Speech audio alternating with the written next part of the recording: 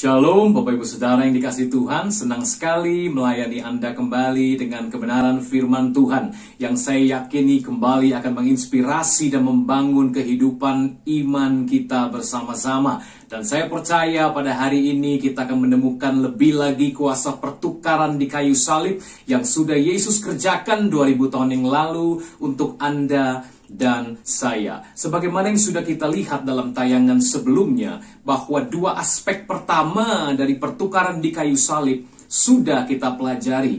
Ingat aspek pertama, bahwa Yesus Kristus dihukum supaya Anda dan saya diampuni atau dibebaskan dari penghukuman. Dan aspek kedua, yaitu Yesus Kristus disakiti supaya Anda dan saya boleh mengalami kesembuhan daripadanya. Nah, sekarang kita akan fokus kepada aspek yang ketiga, keempat, dan kelima dalam tayangan kali ini. Saya berdoa ketika Anda dan saya sama-sama belajar kebenaran firman ini, semua kita boleh mengalami impartasi kuasa yang terjadi dan mengalir dari setiap perkataan yang akan diucapkan, diungkapkan lewat video ini. Mari kita sama-sama melihat dari firman Tuhan. Yesaya pasalnya yang ke-53. Ayat 9 terlebih dahulu saya akan mulai bacakan. Ya, orang menempatkan kuburnya di antara orang-orang fasik, dan dalam matinya ia ada di antara penjahat-penjahat. Sekalipun ia tidak berbuat kekerasan dan tipu tidak ada di dalam mulutnya, tetapi Tuhan berkehendak meremukkan dia dengan kesakitan. Apabila ia menyerahkan dirinya sebagai korban penebus salah, ia akan melihat keturunannya. Umurnya akan lanjut dan kehendak Tuhan akan terlaksana olehnya. Nah, Bapak Ibu Saudara, dari dua ayat ini kita akan menemukan kebenaran Kristus. Dia dikatakan adalah hamba Tuhan yang tidak ada dosanya. Sebab dikatakan, sekalipun ia tidak berbuat kekerasan dan tipu tidak ada di dalam mulutnya. Ini menggambarkan kebenaran Kristus, Bapak Ibu, suci dan kudus. Walaupun matinya di antara dua perampok dan pembunuh, ya, di kayu salib. Kalau Bapak Ibu perhatikan, kiri kanan itu penjahat, ya. Alkitab sudah menubuatkan sekian ratus tahun yang lalu. Yesaya sudah bernubuat dalam kitab ini yang tadi kita baca, ya. Tapi dikatakan tidak ada kekerasan, tidak ada tipu. Artinya Yesus benar, Yesus kudus hidupnya. Namun dikatakan Tuhan berkehendak untuk meremukkan dia. Nah, kenapa Alkitab berkata supaya dia dikatakan menjadi korban penebus salah? Nah, ini pernah dibahas dalam dua video sebelumnya. Penebus salah di situ dikatakan dalam bahasa Indonesia sehari-hari atau terjemahan bahasa Indonesia masa kini adalah korban penebus dosa. Bukan sekedar salah, tetapi dosa. Dan King James Version juga mengatakan an offering of sin. An offering for sin. Korban penebus dosa. Jadi jelas karena Kristus benar, suci dan kudus tadi, ya, tipu tidak ada pada mulutnya, dia tidak berbuat dosa, tidak berbuat kekerasan, dia sekarang korban yang suci kudus tak bercacat, layak untuk menebus dosa dan kesalahan kita. Nah, Bapak Ibu, artinya apa ini? Artinya ini adalah aspek ketiga di mana Yesus dijadikan dosa oleh karena dosa kita, supaya kita dijadikan kebenaran oleh karena kebenaran Kristus tadi. Nah, Bapak Ibu Saudara, kebenarannya ditransfer kepada kita, sedangkan dosa kita ditransfer kepada Tuhan Yesus. Bukankah gambaran ini terlihat jelas ketika orang-orang Israel mempersembahkan hewan kurban mereka, entah itu lembu, kambing, domba. Orang Israel yang berdosa, tentu setiap orang berdosa, dan bangsa Israel sama dengan manusia manapun. Mereka berdosa, mereka membutuhkan hewan kurban yang tak bercacat celah, yang akan berkenan di mata Tuhan. Mereka bawa hewan kurban tersebut ke hadapan imam. Kemudian apa yang terjadi, Bapak Ibu? Mereka tumpang tangan atas kepala hewan kurban tersebut. Di situ terjadilah impartasi tadi. Seluruh dosa si orang berdosa ini pindah ke kepala hewan atau ke tubuh dari si hewan kurban yang tak bercacat celah tadi, yang dibawanya sebagai kurban di hadapan Allah. Kemudian terjadi pertukaran. Hewan itu memang harus tak bercacat celah. Kebenarannya, ketidakbercacatannya ditukar, pindah kepada si pendosa. Nah, Bapak Ibu, inilah gambaran pertukaran di kayu salib Yesus. Dosa-dosa kita ditimpakan kepada Yesus, dan kebenarannya Yesus sekarang dikenakan, diberikan dengan cuma-cuma kepada kita yang bertobat dan percaya, Alkitab katakan. Inilah kedahsyatan pertukaran aspek ketiga.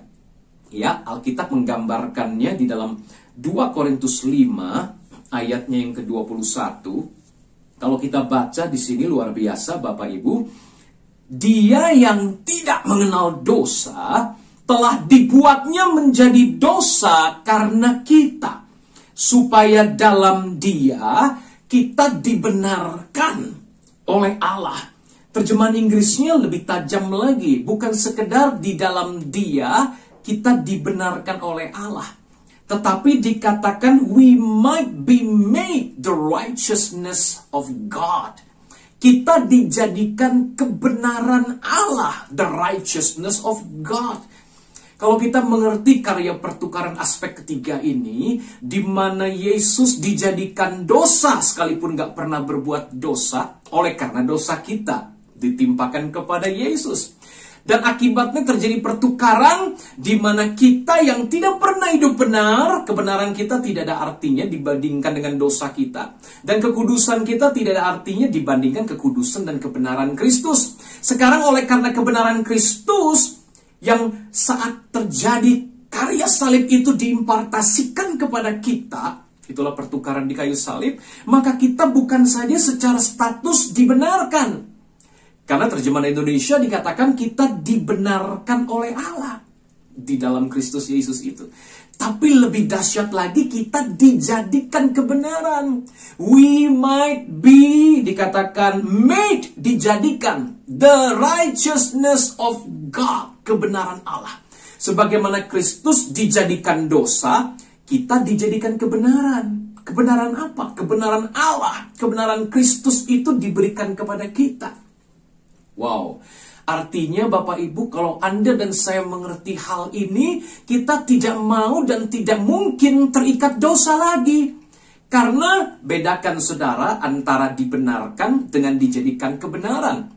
Misalkan ada seseorang yang berbuat dosa, katakan dia mencuri, merampok, membunuh, memperkosa dan sebagainya. Kemudian dia ditangkap. Tapi karena dia orang kaya, dia kenal banyak pejabat, ketika dihakimi di pengadilan, maka para hakim memutuskan bahwa dia dibenarkan. Bukan karena tindakannya, betul, statusnya dibenarkan karena suap. Karena dia orang kaya.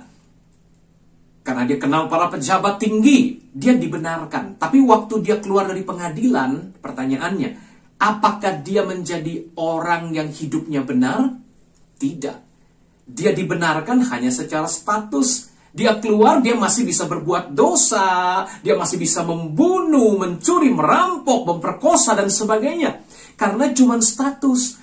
Nah, banyak orang Kristen berpikir cuma statusnya dia dibenarkan. Tapi dia nggak mengerti, dalam terjemahan Inggris ini dikatakan Yesus dijadikan dosa sehingga kita dijadikan kebenaran di dalam Dia. Kita bukan hanya dibenarkan seperti orang berdosa tadi keluar dari pengadilan statusnya benar, tetapi kita dijadikan kebenaran. Itu sebabnya Alkitab berkata bukan hanya status dibenarkan, tapi kita sungguh-sungguh jadi manusia baru. Kita diberi roh yang baru, hati yang baru. Hati yang lama, hati yang keras, yang tidak taat dijauhkan, dibuang, diganti oleh Allah dengan hati yang baru. Bahkan di dalam batin kita, roh Tuhan berikan tinggal di dalam batin kita itu untuk membuat kita hidup menurut kebenaran firman Tuhan dan melakukan ketetapan-ketetapannya. Luar biasa. Kalau kita mengerti karya salib aspek ketiga ini, bahwa kita bukan sekedar status dibenarkan di dalam Dia, tapi kita dijadikan kebenaran, kita mengenakan kebenaran Kristus hidup sekarang di dalam kita, dosa hilang kekuatannya untuk mengikat hidup Anda dan saya. Amin, Bapak Ibu Saudara. Wow, luar biasa karya Kristus di kayu salib. Makanya kalau orang sungguh mengerti karya salib, hidupnya pasti berubah. Kalau ada orang berkata, saya ditebus Yesus oleh kasih karunia, bukan oleh kebenaran dan perbuatan saya. Betul, tapi setelah itu Anda seperti orang di pengadilan tadi. Status dibenarkan, keluar masih mencuri, masih membunuh, masih berdosa. Itu keliru, bukan itu maksud karya salib. Anda bukan saja dibenarkan, tetapi dijadikan kebenaran Allah. Made righteousness of God. You might be made the righteousness of God in Him, in Christ. Wow, terus tinggallah di dalam kebenaran firman ini, Bapak Ibu. Kita masih bisa jatuh dalam dosa. Saya nggak bilang kita nggak bisa jatuh. Tapi ketika kita jatuh, Bapak Ibu ingat selalu, itu terjadi ketika kita tidak menyadari Kristus yang sekarang hidup di dalam kita. Kebenarannya itu sudah diberikan kepada kita. Kita nggak menyadari kita dijadikan kebenaran, bukan sekedar status. Tapi waktu kita mulai menyadari, maka semakin hari dosa makin tidak bisa mencengkram dan menguasai kita. Sin will have no dominion over you. Dosa tidak lagi berkuasa atasmu. Karena engkau tidak lagi di bawah hukum Taurat, di mana engkau sudah gagal dan terkutuk. Kristus sudah menggantikan tempat kita. Kita ada di bawah kasih karunia. Kita menang atas dosa. Karena kebenaran Kristus diberikan kepada kita. Bukan sekedar status dibenarkan, tapi sungguh-sungguh ditransformasi, diubah seperti Kristus. Barang siapa berkata ia tinggal di dalam Dia, ia wajib hidup seperti Kristus telah hidup. Ajaib karya salib Yesus. Sekarang kita mulai belajar aspek yang keempat, Bapak Ibu. Ya, jadi tadi aspek yang ketiga kita sudah lihat bahwa Dia dijadikan dosa supaya kita dijadikan kebenaran. Amin, Bapak Ibu. Yang keempat kita bisa melihatnya dari kembali ke Yesaya pasal 53. Kita lanjutkan mulai dari ayatnya yang ke-11. Ya, sesudah kesusahan jiwanya, ia akan melihat terang dan menjadi puas. Dan hambaku itu sebagai orang benar, ya, akan membenarkan banyak orang oleh hikmatnya, dan kejahatan mereka Dia pikul. Ayat 12, sebab itu aku akan membagikan kepadanya orang-orang besar sebagai rampasan, dan ia akan memperoleh orang-orang kuat sebagai jarahan, yaitu sebagai ganti karena ia telah menyerahkan nyawanya ke dalam maut, dan karena ia terhitung di antara pemberontak-pemberontak, sekalipun ia menanggung dosa banyak orang dan berdoa untuk pemberontak-pemberontak. Sekilas di sini kita melihat lagi, ya, kekayaan dari aspek-aspek ketiga sebelum masuk ke aspek keempat, Bapak Ibu. Di sini dikatakan hambaku sebagai orang yang benar. Tuh, betul, Kristus benar. Kita yang bersalah berdosa, tapi Dia tukar itu. Ya, kesalahan dosa kita ditimpakan kepadanya, kebenarannya diberikan kepada kita. Kemudian kejahatan mereka Dia pikul. Penekanan ulang, Bapak Ibu. Dosa kita lah yang dipikulnya. Kejahatan kita yang ditimpakan kepadanya supaya sekali lagi kebenarannya diberikan kepada kita. Dan lihat aspek keempat di sini mulai 12. Sebab itu aku membagikan kepadanya orang besar sebagai rampasan. Ia akan memperoleh orang-orang kuat sebagai jarahan, yaitu sebagai ganti karena ia telah menyerahkan nyawanya ke dalam maut. Aspek keempat, Kristus mengalami maut. Kristus mengalami kematian kita. Kenapa kematian kita? Karena di sana dia menjadi substitusi. Dia menggantikan tempat kita. Harusnya Anda dan saya yang mati karena upah dosa adalah maut, Bapak Ibu Saudara. Tapi Yesus mengalami maut. Kitab Ibrani pasal 2 ayat 9 berkata, dia mengalami maut bagi semua manusia. Artinya seluruh manusia sudah ditebus oleh Yesus Kristus. Namun tidak secara otomatis mereka mengalami tadi pembenaran dan kehidupan yang diubahkan. Mereka harus dengan kerelaan pribadi menyambut anugerah Tuhan melalui salib itu dengan iman. Karena siapa percaya, kata Yohanes, dia selamat. Tetapi siapa tidak percaya, dia sudah ada di bawah penghukuman. Karena tiap orang sudah ada di bawah penghukuman. Tiap orang sudah berdosa dan kehilangan kemuliaan Allah. Bapak Ibu, Yesus mengalami maut bagi Anda dan saya. Inilah aspek keempat. Dia mati oleh karena kita. Dia mengalami maut dan kematian sebagai kita. Supaya kita mengalami kehidupannya. Wow, dia mati supaya kita hidup dengan hidupnya. Bayangin saudara, hidup kita yang penuh dosa itu dikenakan pada Kristus di kayu salib, kemudian dihukum di tubuh Kristus tersebut supaya hidupnya Yesus. Wow, Alkitab mengatakan hidupnya Yesus hidup yang berkelimpahan, diimpartasikan, dikenakan kepada kita. Ini bukan sekadar teori, ini sesuatu misteri keajaiban dari kuasa Tuhan yang dahsyat. Terjadi pertukaran, hidupnya Yesus sekarang ada di hidup kita. Yesus mati karena hidup kita yang berdosa, supaya kita yang harusnya mati hidup oleh hidupnya yang tak berdosa dan tak bercacat, berkelimpahan. Nah Bapak Ibu, ini sesuatu yang dahsyat sekali Bapak Ibu. Upah dosa adalah maut. Betul, Yesus mengalami maut karena kita. Tetapi kasih karunia Allah adalah hidup yang kekal di dalam Kristus Yesus. Sekarang hidup kita adalah hidup Kristus.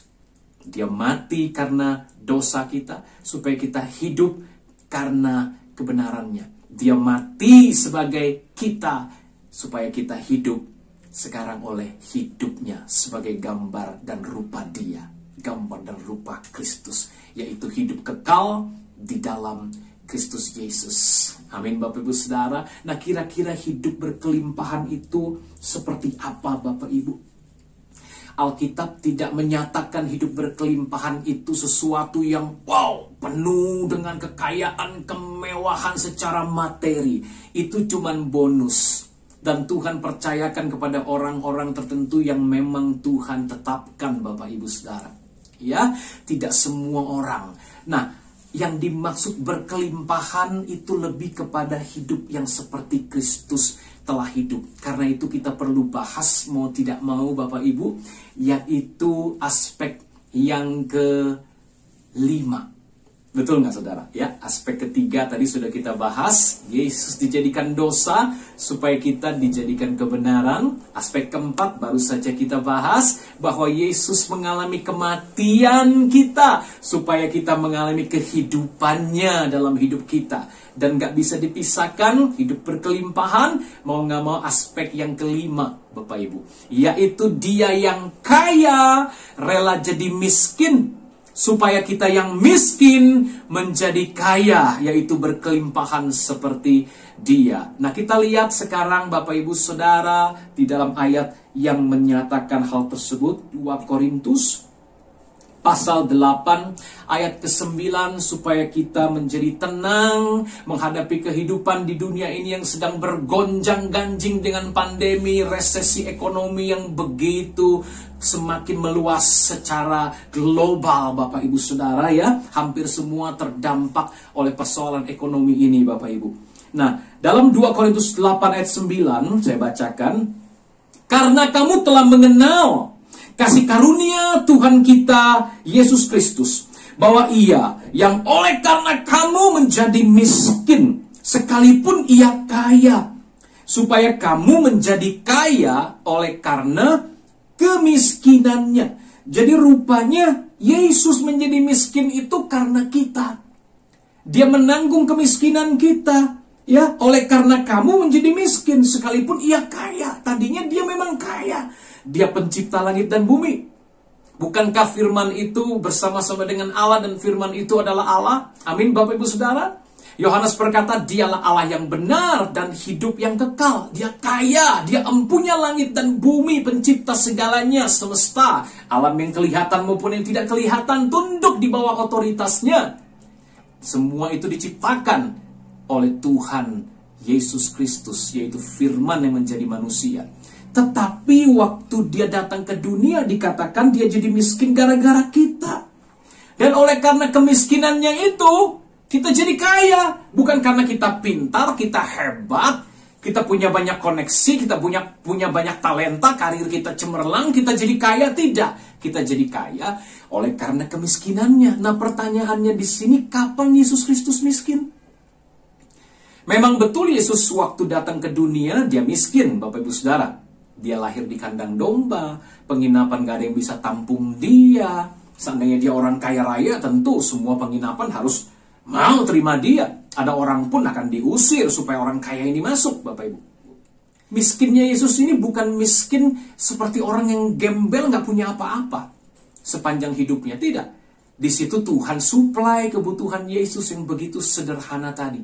Orang Majus datang membawa emas, kemenyan, dan mur. Miskin tapi raja, Bapak Ibu. Di cover. So jangan khawatir dengan kemiskinan Anda dan saya. Apa yang Anda butuhkan Tuhan cover. Itulah makna hidup berkelimpahan, Bapak Ibu Saudara. Ya, tidak harus banyak rekening berbengkak rekeningnya gitu kan, banyak uang di saku. Tidak, Yesus sepanjang hidupnya nggak banyak uang di kantongnya, apalagi rekening, belum ada bank. Tapi semua yang dia butuhkan, Bapak Ibu, dia bisa lakukan. Dia harus bayar pajak, dari mulut ikan keluar uang. Iya kan? Kemudian dia bisa kasih makan 5.000 laki-laki, 4.000 laki-laki, belum terhitung perempuan dan anak-anak. Dengan kuasa dan mujizatnya, Bapak Ibu Saudara. Artinya di sini kita melihat sekalipun ibunya waktu mempersembahkan Yesus di bait Allah, dikatakan itu standar orang tidak mampu dengan sepasang burung tekukur atau anak burung merpati. Bukan berarti dia kelaparan dan miskin sedemikian rupa.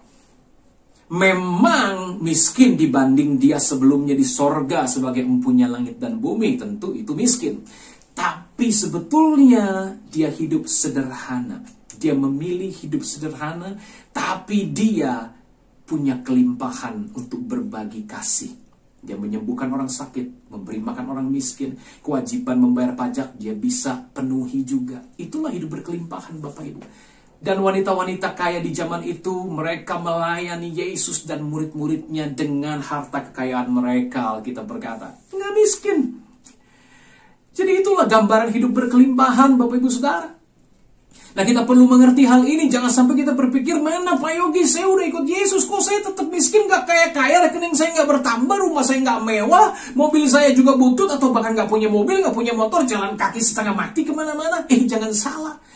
Kita ikut Yesus bukan soal rekening kita, bukan untuk jadi kaya secara materi, tapi inilah gambar hidup Yesus. Ingat, dia mati supaya kita menjalani kehidupannya yang berkelimpahan. Hidup berkelimpahan dikatakan dia kaya rela jadi miskin supaya kita miskin jadi kaya. Kaya berlimpah, itulah hidup Yesus sepanjang di bumi ini. Lalu kapankah Yesus? Pertanyaannya kan gitu. Kapan Yesus betul-betul miskin? Dia betul-betul miskin pada saat dia tergantung di kayu salib.